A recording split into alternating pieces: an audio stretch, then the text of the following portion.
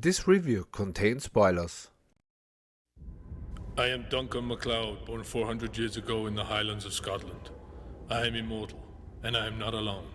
For centuries we have waited for the time of the gathering, when the stroke of a sword and the fall of a head will release the power of the quickening. In the end, there can be only one. The episode starts with a woman running around and someone is following her. She then goes into the antique shop and meets Richie. He noticed that she bleeds, so Richie is searching for bandages, and when he is coming back, she is gone. Then she goes to a skyscraper and jumps down. Felicia comes back to the antique shop. Richie lets her rest. As Duncan comes back, he feels an immortal, and we learn that Felicia is an immortal. She tells Duncan her story, and Duncan decides to train her. We jump to Devereaux, the guy who followed her, and we get a flashback in which we see that Felicia is not the person we thought she is. Devereaux waits till Duncan left with Tessa and Felicia and pays Richie a visit. He loses his wallet there before he leaves, which Felicia finds. She challenges Devereaux and takes his hat. After the training with Duncan, Felicia talks to Richie and makes him go to her flat and search for her money so she can leave the city with him. After he left, Felicia goes to Tessa's workshop and wants to kill her. Tessa can protect herself, and Felicia tells her that she wants to see Duncan on the beach, and if not, she will kill Richie. Duncan goes there and fights with her and wins. Richie stops Duncan from taking her hat. Let's jump into the review, shall we? Here we are, born to be kings. We're the princes of the universe.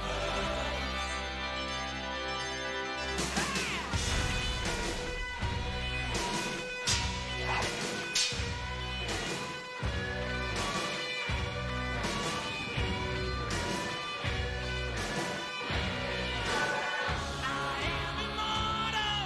I have inside me blood of kings. I have no rival. No man can be my equal. Send me to the future of you all. This episode wasn't that good, but we get a little bit of Highlander lore explanation, which was interesting. We learned that they only get immortal after the first time they die. Does this mean that if you never die, you can die on a natural death? What if you die on cancer? Is this a natural death? What would be the age you have to die to get not immortal? Is there a cap? Is cap the right word for this? Duncan tells her that they are all kind of connected, whatever this means. And if he would take her head, he would get all of her knowledge and strength. The knowledge part I get, but what does this part with the strength mean? And it just came to me.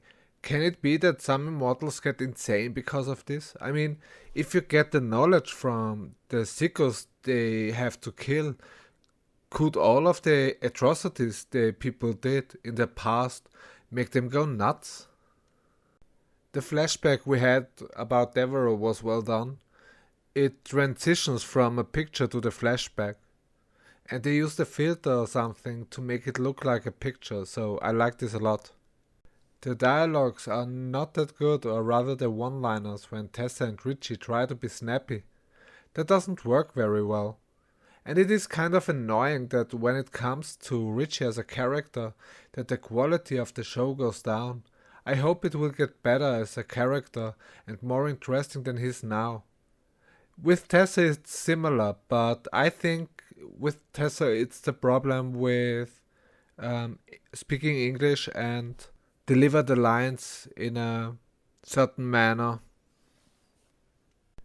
When Devereaux talks with Richie, he does lose for some reason his wallet.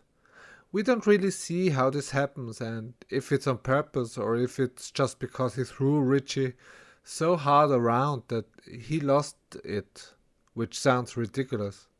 Felicia finds the wallet. She's lucky, I guess. I think thanks to the wallet she finds out where he lives and goes later after him.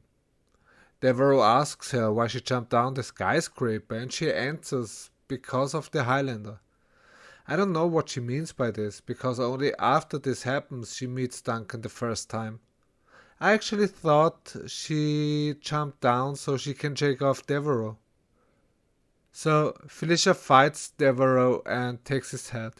It is kind of unbelievable that she can beat him. The fight later against Duncan isn't good either. It looks like a bad, very bad music video. It was a bit difficult for me to find in this episode something good or positive, but what I liked was the second training session. It looked good and the music was good too, which doesn't have to do anything with the show itself, isn't it? Anyways, I also liked that not every immortal dies immediately after introducing them in the show. So that was also something I liked. So, this was my review of episode 5. What did you think about this episode? Let me know in the comments below. If you like this video, please give it a thumbs up and subscribe to my channel. And hit the notification bell. Have a nice one, you take care, and I'll see you on the next one. We have a dead woman down at the morgue. Aren't they usually dead? Or do you sometimes make mistakes?